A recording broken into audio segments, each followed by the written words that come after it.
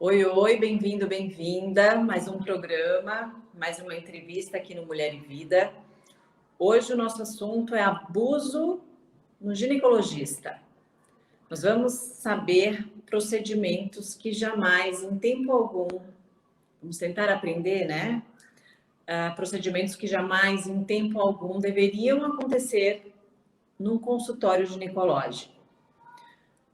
Um bate-papo com a ginecologista, a doutora Ana Carolina Tavares Koch, que já está aqui. Oi, tudo bem? Obrigada Oi, pelo convite. que bom. Carol, vou te chamar assim. O assunto, né? Abuso no ginecologista. A gente sabe que não é regra, que é uma exceção, e só que a gente precisa falar desse assunto, infelizmente. É Primeiro, 100% para quem acontece, né? É exatamente, uma minoria, mas é 100% para a pessoa. seríssimo. Mas primeiro, como ginecologista, já que a gente fala com mulheres de todas as idades, principalmente de 40 anos, que já tem filha, adolescente, que vai levar pela primeira vez, ou, né? E a gente, mulher, que tem que ir sempre ao ginecologista. Como é que deve ser uma consulta ginecológica? Então, primeiro a gente tem que pensar quando tem que ir, né? Talvez muitas pessoas têm filhas, se preocupam com a primeira menstruação, é só depois que menstruar, é quando vai ter relação. Então, quando a menina já se sentir com necessidade, sentir dúvida, curiosidade, quando notar que tem uma maturidade para ir no médico como ginecologista, que vai explicar algumas questões relacionadas a ciclo menstrual, até espinha, adolescência, DST, já pode levar. Não precisa necessariamente esperar a primeira menstruação. Pode ter o broto mamário, pode ter os interesses na escola, dúvidas, questionamentos, para esclarecer. A educação em saúde, então, pode ser levada a qualquer momento, desde que a criança, a menina, a adolescente já tenha esse interesse. Na prática, a consulta ginecológica, ela deve funcionar como, primeiro, uma conversa. A gente sempre inicia com a que a gente chama de anamnese, que é a conversa, a gente perguntar a primeira queixa, a queixa principal, ou só rotina, né?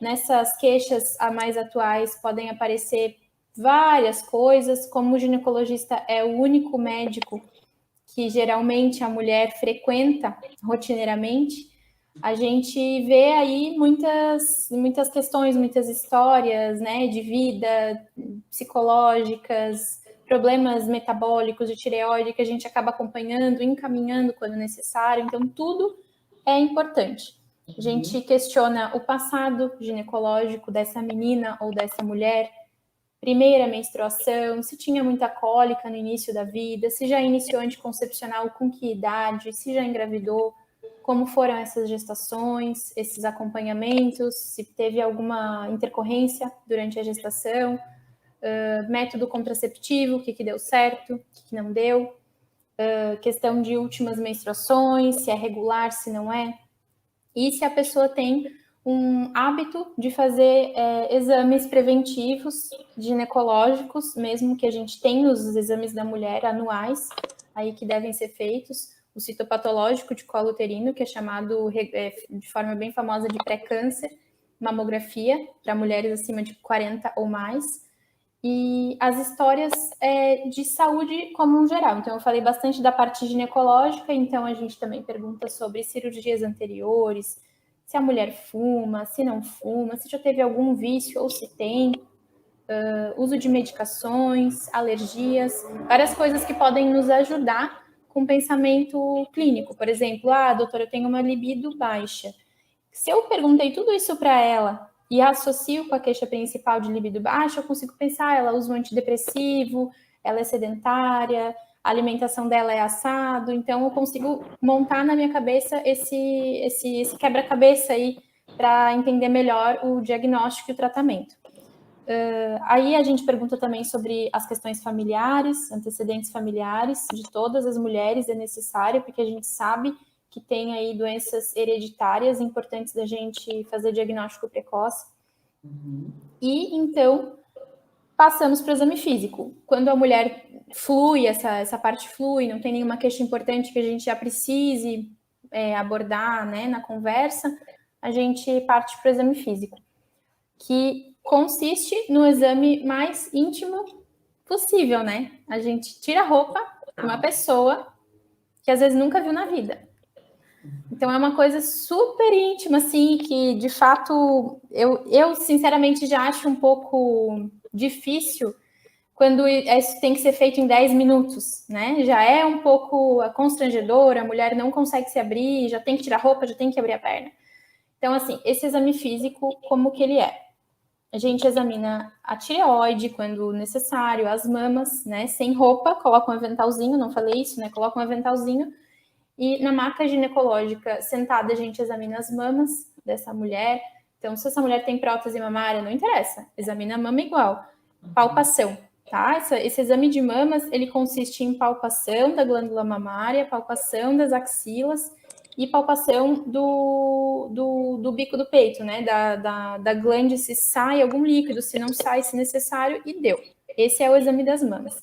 Então, a gente passa para o abdômen, palpação do abdômen também. Se tem alguma queixa abdominal, já aborda nesse momento também. E, na sequência, o exame ginecológico propriamente dito. O exame com o espéculo para toque vaginal. Eu trouxe aqui um modelinho aqui que eu vou explicar para vocês. Vou tentar deixar grande aqui, ó. Então, aqui, imagina que tem uma mulher deitada de frente, com a perninha aberta, de frente aqui para a câmera, e aí a gente vira de lado e observa que tem a bexiga, a uretra, eu sou meio ruim de lateralidade, a bexiga, a uretra, aqui o canal vaginal, colo do útero, o útero, os ovários aqui dos dois ladinhos e as trompas, ovário e trompa. Então, como que é esse exame ginecológico com a mulher na posição ali de litotomia, que a gente fala que é aquela posiçãozinha deitada, com as pernas apoiadas lateralmente, os joelhos bem afastados, e a gente examina a vulva, né, observando sempre com luva, né, eu tô falando assim com a minha mão, mas isso é importante falar, sempre com luva, nunca vocês vão ver que é uma forma adequada um médico examinar uma paciente sem luva. Então, examina a vulva da paciente, os lábios maiores, os lábios menores, clitóris, uretra, períneo. E a gente passa para o exame especular. Em pacientes virgens, pacientes jovens, primeira consulta ginecológica, não necessariamente todo esse exame vai ser feito, né? Afinal, esse exame mais interno, ele é feito quando a paciente já teve a sua primeira relação sexual. E algumas vezes também o ginecologista procura criar um vínculo afetivo com a paciente na primeira consulta antes de passar para o exame físico.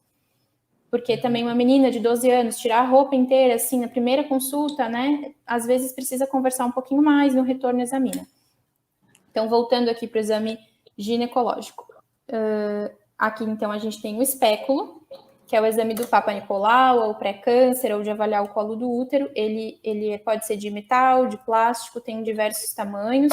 A gente coloca ele assim dentro da vagina, introduz com cuidado, de ladinho, e aí coloca até atingir o colo do útero aqui dentro, onde eu estou mobilizando, que dá para ver melhor. E aí abre esse espéculo. Abriu o espéculo, conseguiu olhar o colo do útero, conseguiu olhar as paredes vaginais.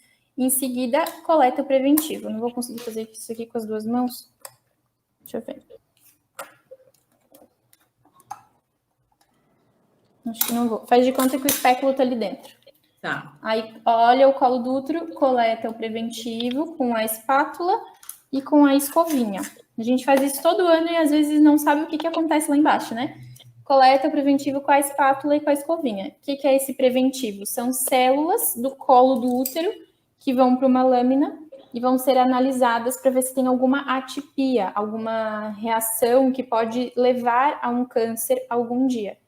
A gente sabe que o câncer de colo uterino aí mata milhões de mulheres no mundo inteiro e esse exame ele previne o câncer de colo uterino. Feito esse exame, coletado o preventivo, quando necessário, quando indicado, acabou essa parte de luva novamente. O médico ou a médica vai fazer o toque vaginal, que é a parte aí final do exame ginecológico.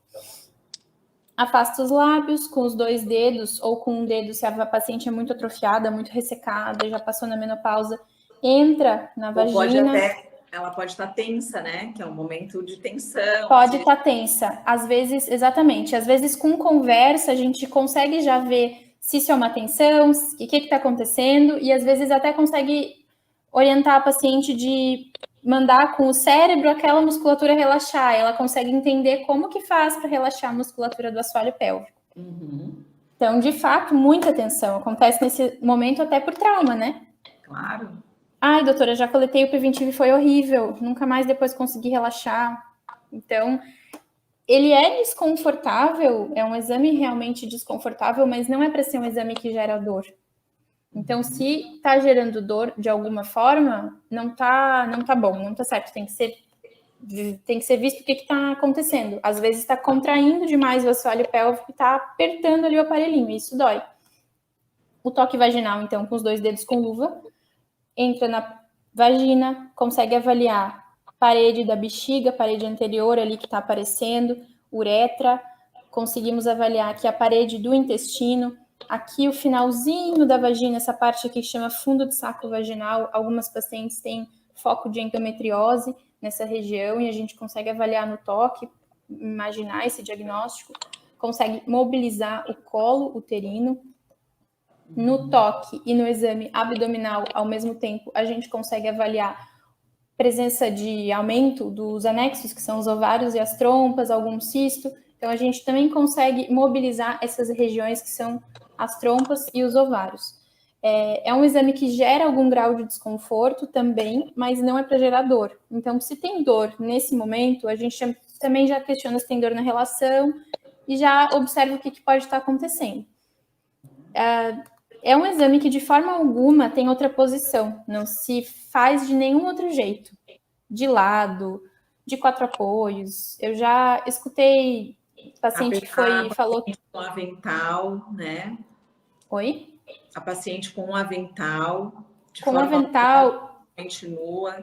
Exatamente. E, às vezes, até a gente cobre essa região aqui do assoalho pélvico com um outro lençol para a pessoa se sentir um pouquinho mais coberta, mais confortável. Porque, assim, socialmente, culturalmente, o que uma mulher faz quando alguém pega ela sem roupa? Tapa o peito e tapa aqui embaixo. Primeira coisa, né? Não vai fazer assim, meu Deus, não. Tapa o peito e tapa aqui embaixo. Então, são regiões muito preciosas para a mulher, muito que, né, geram um grau, assim, de constrangimento grande. Então, a gente coloca também um aventalzinho nessa região para dar um grau de relaxamento maior. Carol, e a minha pergunta é o seguinte: nesse momento da consulta, a paciente tem direito de pedir um acompanhamento? Assim, às vezes a pessoa não pode ir com a mãe ou com, né, vai sozinha. Ela tem o direito de pedir um auxiliar, uma enfermeira, a secretária? Como é que total direito. Funcionar? Total direito. Eu até ia comentar a respeito disso, porque como identificar, né? Como identificar e como se prevenir de uma situação dessa. Porque só quem viveu sabe, às vezes a pessoa chega em casa pensando, meu Deus, não tá certo isso, né? E realmente, assim, no momento da consulta, você já observou algum grau de julgamento, algum grau de até julgamento em relação ao seu peso? Tem pacientes obesos que falaram para mim, o doutor me chamou de gorda. A gente pode orientar a perda de peso, mas não, gordofobia não pode, né? Então, qualquer grau de julgamento, o consultório é para ser um lugar seguro, é para ser um lugar livre de julgamento, é para ser um lugar que é tratamento de saúde. A pessoa tem que ter o direito ali de falar tudo da sua vida.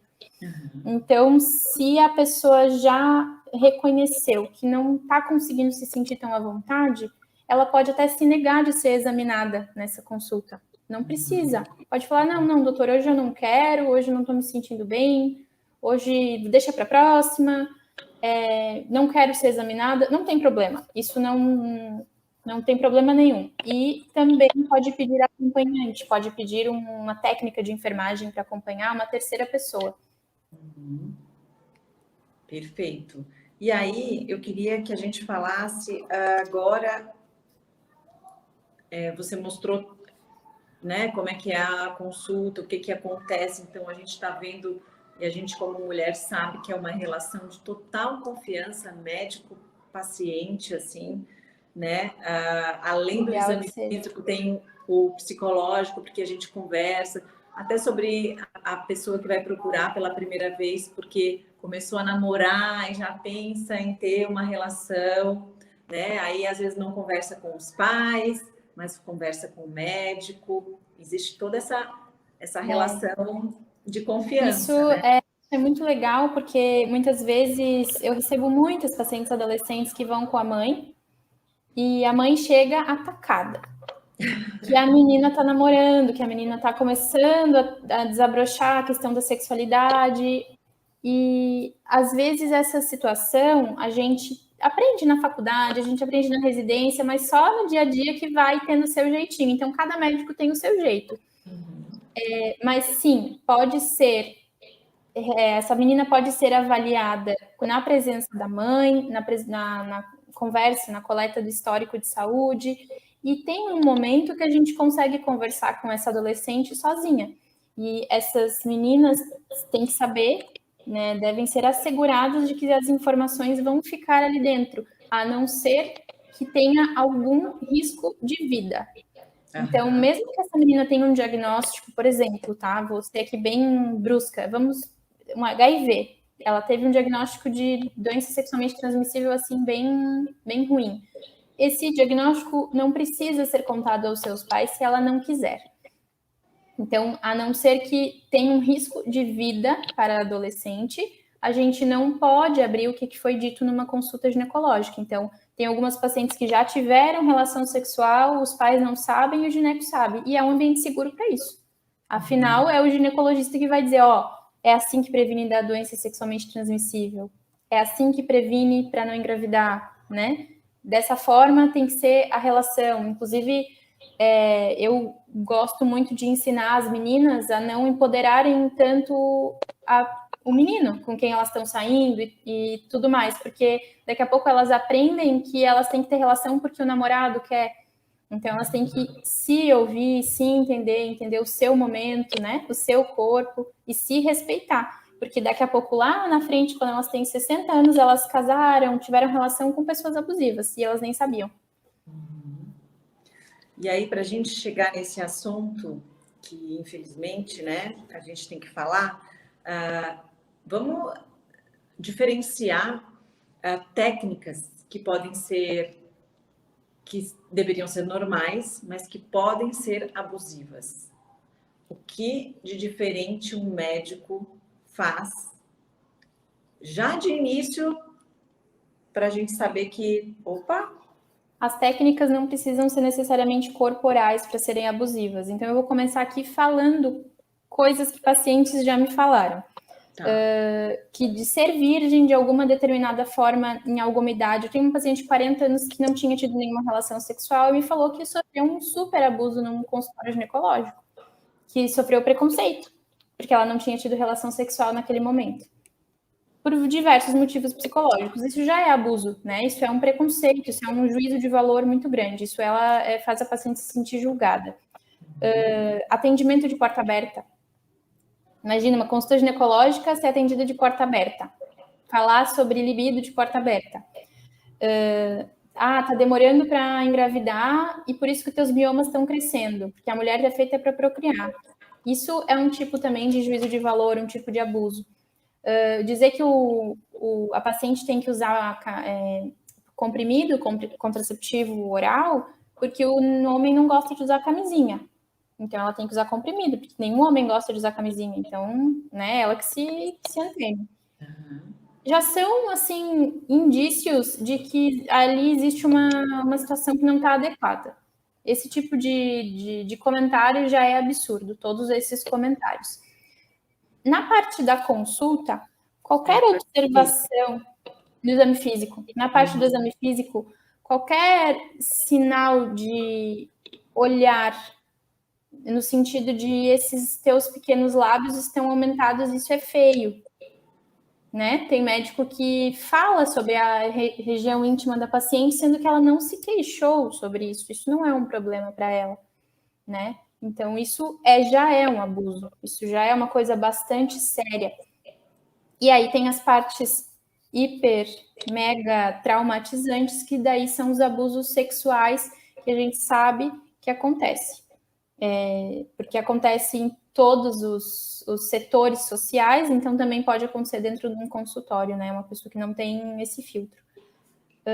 Não pode acontecer de nenhuma forma. Então, a posição é aquela que eu expliquei, a paciente litotomia. Ela está deitadinha, com as pernas abertas, os pés apoiados, de preferência coberta por um lençol, por uma camisola. De ladinho, de 4 apoios. Já ouvi paciente que teve que ser examinada de 4 apoios. Movimentos com as mãos do médico, do avaliador, de vai e vem. Movimento diferente. Deixa eu ver de novo, mais uma vez. Não, peraí. Ou sem luva, né? Isso tudo já é muito abusivo. Isso tudo é abuso sexual, claramente, assim. Deixa eu pensar se eu lembro de mais algum. E isso não ocorre só com adolescentes jovens, né? Pode acontecer com já pessoas, mulheres já adultas. De forma alguma acontece só com meninas. Acontece com mulheres adultas que às vezes nem sabiam que isso de alguma forma está errado, pessoas que não sabem como é que tem que ser uma consulta. Vai no médico e vai no outro que trata totalmente diferente e acha que tudo bem, é só o jeito da pessoa. Pode acontecer, né? Com pessoas que acham, não, ele tinha que me examinar, eu de ponta cabeça. Não tá certo. O exame ginecológico só tem um jeito de ser feito. E quando a gente procura o médico, a gente confia. Então, se ele falou, né, que é para fazer assim, eu vou fazer, né? Exatamente. E eu acho que por tanta confiança, por saber que estava numa relação passiva, numa situação de abuso dentro de um consultório, né, a pessoa se entrega numa relação de confiança ali. Fala suas queixas, abre seu coração e se entrega fisicamente também. Não para uma relação, mas para um exame. Muito, muito íntimo. O trauma que fica é muito grande. É uma ferida muito grande. E a gente tem formas de esse trauma ser amenizado. Ele não precisa ficar calado. A gente sabe hoje em dia que as vítimas de violência sexual, dentro de consultório ou não, elas têm uma voz muito ouvida, muito, muito importante. Assim, o relato, a queixa da vítima, ela é muito importante dentro de um processo judicial, por exemplo. Se essa mulher quiser falar, quiser relatar, né, ela não precisa ficar em silêncio, ela pode relatar, pode denunciar, buscando advogado, defensoria pública da sua região, e ela vai ter esse ouvido, porque o abuso sexual não acontece na luz do dia. Não precisa ter exame para ver se aconteceu, se rompeu o ímen. Não, né? Não precisa ver se ela ficou roxa, não precisa ver nada, porque basta ela relatar e basta eles saberem que estavam sozinhos no consultório, já é um indício. Então, são pessoas muito ouvidas, assim, não vai dar em nada. Porque as pessoas acham que, não vai dar em nada, né?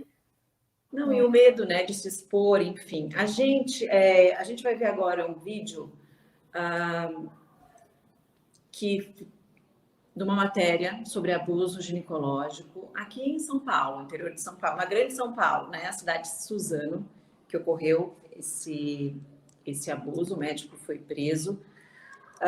Uma matéria da Rede Record, cedida pela Rede Record, a gente vai ver o vídeo, depoimento de uma pessoa que sofreu abuso. A gente depois comenta aqui. Serviço. Aí ele chegou do serviço e eu comecei a contar tudo que tinha acontecido. Aí ele falou que eu tinha sido abusada. Só que por mais que eu entendia que aquilo estava acontecendo, que aquilo tinha acontecido, você não quer falar, eu fui abusada. Eu não consigo dormir, eu acordo toda noite chorando, eu não consigo me relacionar com meu namorado, tá tudo travado. Eu não tenho mais vida. Toda hora ele falava que o que acontece dentro do consultório tinha que ficar dentro do consultório. Ele repetiu isso durante a consulta várias e várias vezes. E aí ele pedia pra mim colocar roupa e tirar, colocar roupa e tirar. E ficava massageando eu, falando se eu tava sentindo prazer. E eu falava toda hora que eu tava desconfortável, ele continuava. Situação... Não consigo nem falar. Não tenho Mas assim, palavras. essa vítima tem 19 anos, o médico, 41, foi preso, ainda bem. E aí a gente sempre descobre, né? Claro, que bom que ela falou com o namorado ajudou, denunciaram, e aí descobriram que, claro, Outras ela não era a pessoas. primeira vítima, né? Tinham tantas e tantas outras. E essa questão do psicológico, eu não consigo nem pensar, assim. Mas eu queria falar, assim, né, na parte médica, como é que ela se recupera, como é que é a avaliação para uma menina, para uma mulher, depois de sofrer um Então, assim, se o terror. abuso envolveu, vou falar de a parte técnica, né, que é mais, entre aspas, fácil, é mais objetiva. Se houve penetração, se envolveu esse tipo de conjunção carnal, né? Uhum. A gente tem Machucou, né? indicação, Machucou. exatamente, tem indicação de a gente avaliar doença sexualmente transmissível, né? Prevenção de gestação, a gente não sabe se houve ou não ejaculação, enfim, tem vários vieses, várias variantes aí que podem acontecer e a gente vai prevenir conforme o que aconteceu. Na maioria das vezes, são pacientes muito mais traumatizadas emocionalmente, psicologicamente, do que com algum dano físico. Porque, via de regra, o profissional ele sabe as coisas objetivas que podem acontecer. Ele vai evitar a gestação, ele vai evitar doença, né? Então, o profissional não vai fazer não vai violentar a paciente num modo que talvez uma pessoa que não é profissional de saúde faria. É muito difícil falar sobre isso, né?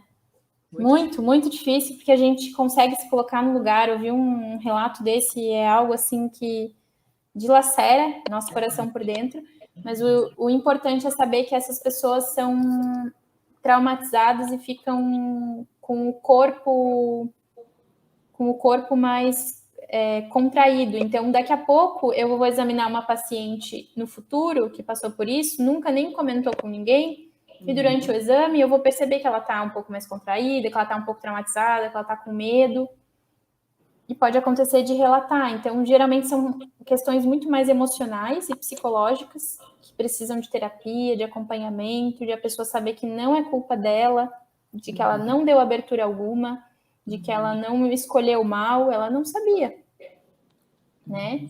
E passou por isso, infelizmente. Ela foi uma vítima, 100% vítima. Mas assim, e fisicamente, assim, a gente já falou lá no início, quando mostrou como é que é o exame, que normal a gente fica tensa, né? No exame, o médico vai relaxando para poder fazer o exame. Depois de uma situação dessas, se ela já estava tensa, ela não consegue nem Dificilmente deitar só na com uma maca. conversa. Dificilmente. Tem pacientes que passam anos daí, né? Sem ir no gineco, no consultório. Vão por alguma necessidade. A gente vê um perfil de pacientes aí que teve algum abuso e que tem uma negação de consultório, uma negação de buscar tratamento de saúde. Não, eu não preciso. Não tenho nada. Não é nada. Então, às vezes, nesse histórico aí, a gente vê que essa negação de buscar serviço de saúde também pode ser de algum tipo de abuso lá atrás. E essa negação de não querer mais, e aí, até achar um médico de confiança, né? Até encontrar pode ser numa situação de problema de saúde, né? E Olha aí, como... qual é a frequência, assim? Porque aí ela já vai estar cometendo um erro sem culpa, né? Olha o Obviamente. impacto, né? Que influencia lá a saúde. Como eu falei, é 100% para quem sofre qualquer abuso. Eu tenho pacientes que são homoafetivas ou que são bissexuais e que já sofreram um preconceito em relação à sua sexualidade que não iam no gineco há muitos anos porque já teve algum preconceito. Agora imagina abuso físico. Essa paciente pode nunca mais procurar um atendimento se ela descobriu que foi abusada.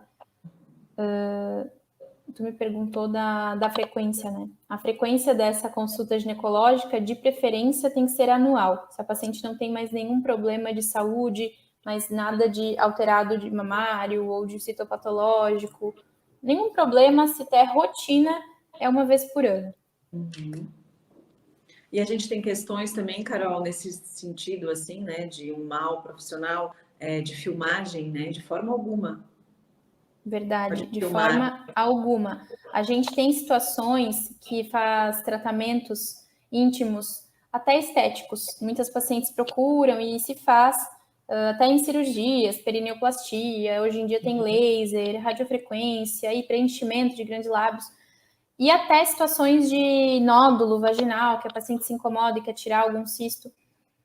E a gente pode fotografar apenas sob o consentimento da paciente, né? A gente pode fotografar antes e depois, isso acontece, a gente pode documentar tratamentos, mas apenas sob o consentimento e quando de forma alguma dá para identificar quem que é essa pessoa. Então, Mas isso para procedimento estético, no caso. apenas para procedimentos, exatamente. Apenas em situação de procedimento e sob o consentimento da paciente. Se ela falar não quero, de forma alguma. Filmar, fotografar, nada. Uhum. E aí, para a gente tentar voltar para a parte boa, que é, né, essa questão da relação médico-paciente, porque esse foi um dos exemplos, mas tem vários, né? Eu não ia dar tempo para a gente botar tudo, todos os casos, né, de abuso que acontecem em particulares. Então, assim, não escolhe, não é porque é público. Não, De forma alguma. médicos renomados que estão presos também, são médicos, né de todos Tem os setores. histórico que cobram caro. Exato. Como é que a gente procura pela primeira vez? Eu não tenho plano de saúde, por exemplo, porque o plano já ajuda, né? Tem uma lista lá que tu já meio confia um pouco mais. Mas como que procura um médico pela primeira vez? Quais são as características para a gente ter uma boa relação? Então, hoje em dia a gente tem a rede social aí que muita gente acaba, os médicos estão se rendendo, né? E estão buscando essa forma de aparecer para os pacientes, aparecer para o mundo. Antigamente, de fato, na época era do boca a boca, né? E eu sou um pouco resistente à rede social, eu me rendi há pouco tempo e eu gosto do boca a boca, eu acho muito legal porque eu acho isso confiável. Eu acho que isso é o fidedigno, assim. A paciente teve a experiência, para ela foi assim, ela teve essa relação, teve esse grau de confiança, porque o que cada um vende, o que cada um fala de si, eu posso falar várias coisas aqui sobre mim, né?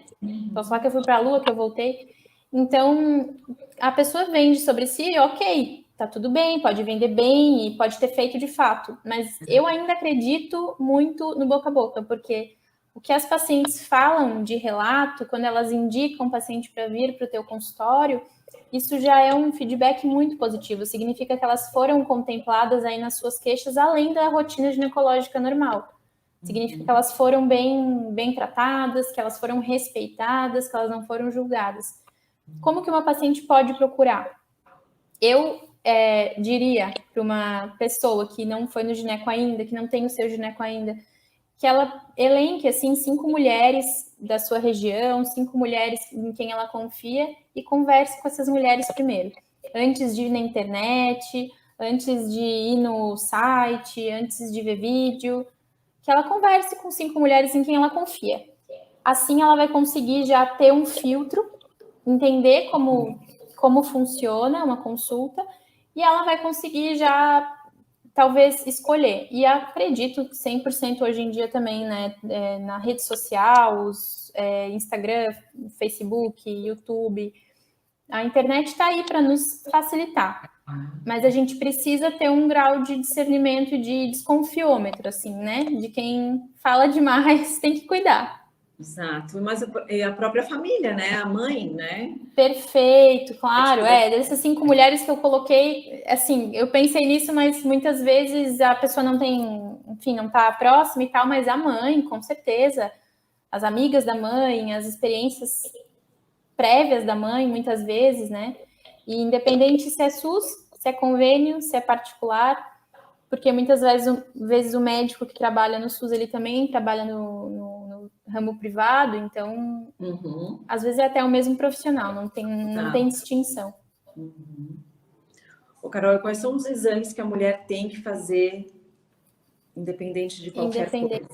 Todo ano. Todo ano. Assim, independente de qualquer coisa, citopatológico, que é o preventivo, pré-câncer, e a mamografia. São coisas que eu não preciso nem olhar para a mulher de 40 anos, que eu sei que ela vai ter que coletar, né? Se ela tem útero e tudo mais, né? Se a gente trata dela por inteiro, a gente pode... Eu costumo solicitar na minha prática clínica hemograma, avaliação de exames laboratoriais, avaliação de anemia, leucograma, que vê as células de defesa do corpo, exames para avaliação de tireoide. Hoje em dia a gente já sabe que a vitamina D e a B12 têm um impacto no nosso metabolismo aí enorme, então a gente tem a orientação de solicitar. A gente já sabe aí que a população tem uma carência de B12, mesmo quem come carne, por causa da deficiência do solo. Então, isso é muito importante. Glicemia de jejum para avaliação de diabetes, de pré-diabetes, lipidograma, que são os colesteróis, e função renal. Para quem é saudável, talvez não precise todo ano, são exames, assim, é um pacote que a gente vai conseguir olhar a pessoa, o metabolismo dela aí inicialmente. Pensando que a gente é gineco, é o clínico da mulher, então a gente consegue fazer aí um rastreio de alguma doença iniciando, de algum problema inicial. Exames de imagem. Às vezes as mamas das mulheres jovens, não menopausadas ainda, são densas, são mamas que têm bastante tecido fibroglandular, bastante tecido mamário. Esse tecido no futuro se substitui por gordura. Então, nessa época que o tecido é bem denso, fibroglandular, a mamografia pode não ser suficiente para avaliar a mama por inteiro, e aí tem que fazer um complemento com algum outro exame de imagem. Muitas vezes esse complemento é com ultrassonografia mamária, bilateral. Às vezes a gente também lança mão do ultrassom transvaginal, se necessário, se o exame físico não contemplou todas as nossas dúvidas, se a gente não conseguiu avaliar os anexos, os ovários direito, se a paciente tem alguma cólica, alguma queixa de menstruação. Nessa época, a partir dos 40 anos, a gente sabe aí que a mulher tem algumas alterações endocrinológicas de hormônios que acarretam uma alteração da menstruação. Pode ter um aumento dos dias da menstruação, aumento da quantidade do sangramento, aumento da cólica. Mesmo a idade realmente pode alterar. Então, a gente acaba pedindo esse ultrassom, esses exames de sangue para descartar alguma outra causa, né, dessas alterações menstruais. De início, são esses exames, assim, que a pessoa deveria, talvez, fazer. Não deveria, porque os laboratoriais não têm um guideline. São exames, assim, de protocolos de cada médico, mas acredito que muitos solicitem, porque a gente é o clínico da mulher, né? Consegue fazer as avaliações. Exatamente. Aí eu queria falar desse momento que a gente está vivendo, né? Da pandemia. Que aí os hormônios, tá tudo maluco. Tá. Um ano e pouco. E tudo com alteração menstrual. Alterar essa alteração, tu já conseguiu identificar, assim, que às vezes é um paciente já antigo, mas que nessa pandemia desregulou, mais cólica ou tá com sim, a situação irregular, porque mexeu com todo mundo, não adianta, né? Total, e não só a parte passiva, da gente estar em casa olhando a notícia estressado, cortisol, né, exames hipotalâmicos e hipofisários mandando hormônios diferentes em doses irregulares para o resto do corpo. Não só isso, mas a nossa alimentação, ela impacta diretamente no nosso ciclo. Então, essas pessoas que estão um pouco mais sedentárias, não conseguem ir para a academia, estão um pouco mais ansiosas, comem um pouco mais de açúcar, farinhas, e a alimentação fica um pouquinho mais desregrada, digamos assim, a cólica vem, aquele sangramento muda, né? A gente vê aí nas pacientes que conforme o mês, porque a gente não é um robô, né? A gente vive exatamente e reflete no ciclo menstrual, quando não usa nenhum método hormonal que suprima esse ovário. Então, a gente tem um ciclo que reflete a nossa vida, reflete o nosso mês. Se o mês foi bagunçado, foi estressante, notícia ruim, comida meio errada, muito delivery, né? Então, a gente nota que essa cólica, esse sangramento vem. A E vem com TPM tudo. pior. Não, tô falando as coisas. A TPM, nossa senhora, nem se fala. Exatamente. A gente lança mão de várias formas aí para ajudar esses pacientes, mas a primeira questão é conhecer, é entender que a gente não é um robô, que a gente responde ao nosso meio externo e que a gente tem que se esforçar para tentar equilibrar essa situação dentro de nós, né? Não adianta esperar que a pandemia passe para o meu ciclo voltar, para eu parar de ter TPM, para eu parar de querer matar o meu marido, que não dá para esperar, tem que tentar aqui organizar, equilibrar, realinhar os chakras. Total. É o que a gente tem procurado aqui, né? Exatamente. Falar até aqui no Mulher e Vida.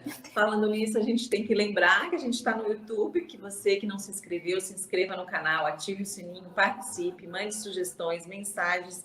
É muito importante. Que além desse vídeo tem outros tantos que ajudam, né, em todo esse realinhamento.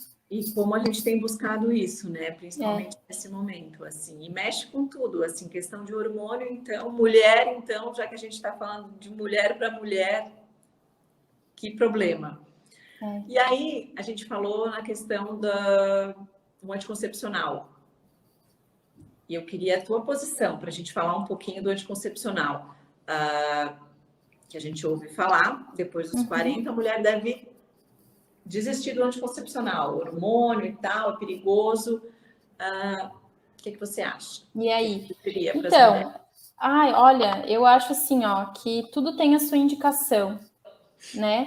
Claro que a mulher, depois dos 40 anos, ela tem um acréscimo aí que a gente sabe de risco para doença tromboembólica, mas isso, tromboembólica são os famosos trombos, né? A famosa coágulo aí no sangue que as pessoas ouvem falar. Mas não é um acréscimo, não é um incremento tão grande que isso faça a gente só falar, é uma mulher que já fez 40 anos, então ela não pode mais usar nenhum contraceptivo hormonal combinado. A gente sabe que os contraceptivos hormonais, eles são feitos de progesterona e estrogênio, né? São feitos desses hormônios aí no laboratório e tem vários tipos de progesterona e estrogênio, combinando dá os milhares de anticoncepcionais que a gente tem no mercado. Esses anticoncepcionais, eles aumentam o nosso risco basal como mulher aí, algumas vezes, pelo menos aí, comparativamente com gestação. Vamos supor que a gestação aumenta 60 vezes o risco de ter uma doença tromboembólica e o anticoncepcional umas 15, de 10 a 15, vai.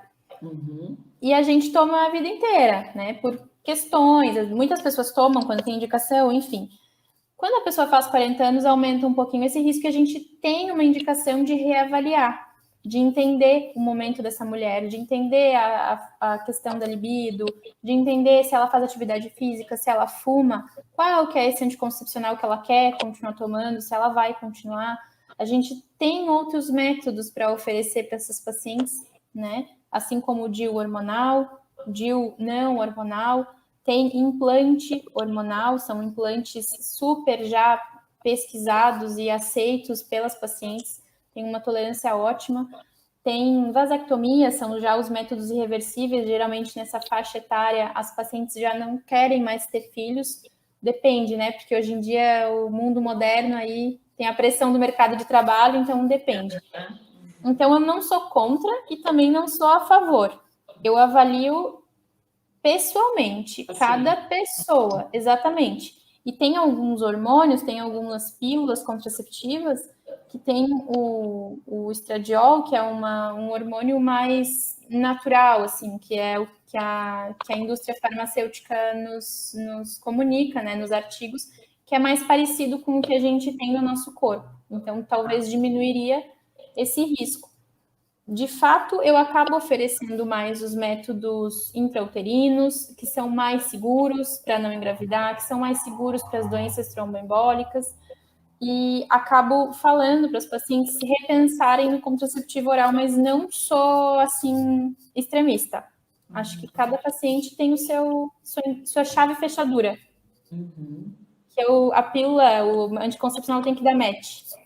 Sim, a gente é único, né? Então, cada um tem a sua história. Exatamente. E aí, Carol, para a gente encerrar, voltando, né, para o assunto ruim, não tão bom falar, né, que a gente, assim, tem solução para tudo, né? Que bom poder ir no médico, conversar, tá com problema, resolve, porque a gente tem solução para tudo. Esse é um problema mais sério, a pessoa, né, que sofreu um abuso, que de alguma forma foi machucada fisicamente, internamente. O ginecologista, ele, depois de saber da história, depois de examinar, o ginecologista pode encaminhar para quem? Essa pessoa precisa de ajuda.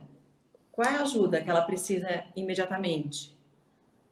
Imediatamente, a gente pode caminhá-la para uma terapia, para um serviço de psicologia, de preferência nessas situações, talvez uma mulher, se a gente tiver sempre uma carta na manga de uma psicóloga, uma terapeuta mulher, para ajudar essa paciente, e muitas vezes uma fisioterapia pélvica pode ser de muito valor, porque essas pacientes criam uma contratura muscular, aí uma contratura de tecidos intrapélvicos, até fáscias, muito grande, podem ficar até com Aquela dores menina que a gente viu do depoimento ali, ela, né, travou tudo, não consegue mais ela ter falou se namorado. relacionar com o namorado, exatamente. Então, de preferência, são 2 serviços, talvez a fisioterapia pélvica não de cara, não num primeiro momento, porque primeiro a pessoa precisa assentar as informações na sua mente. Então, encaminhar para exames laboratoriais, exames de avaliação de doença sexualmente transmissível, profilaxias, encaminhar para as possíveis denúncias jurídicas, dizer que a paciente pode, que ela, se ela quiser, que ela vai estar no ambiente seguro, que ela vai ser ouvida, que a sua denúncia vai ser creditada com base na origem do crime, e para terapia e para fisioterapia pélvica. Seriam, assim, o leque de suporte, a rede de suporte dessa paciente inicial. São esses braços de tratamento. Perfeito. Para a gente lembrar, né, que esses casos assim terríveis não é regra, é uma exceção, mas infelizmente acontece, infelizmente a gente tem que falar. Às vezes a gente conhece uma pessoa que sofreu e que nunca quis falar, a gente deve falar ou pedir para ela conversar com alguém e, enfim, se cuidar. A gente está aqui para falar de saúde. Eu queria te agradecer, Carol. Obrigada pelas Eu que dicas, agradeço. Adorei, obrigada. pelo papo. Lembrando que a gente quer falar de saúde e que bom que a gente, mais uma vez, que não é regra, é exceção, que a Isso gente tem mesmo. médicos. E quanto mais a gente puder ajudar, né? Se puder ajudar 100 pessoas que não passaram por isso, mas uma passou, tá ótimo. Ou uma iria passar, melhor ainda. Então, já nos basta, né? É isso. Muito obrigada, obrigada a Eu que você. agradeço. Obrigada. E até o próximo.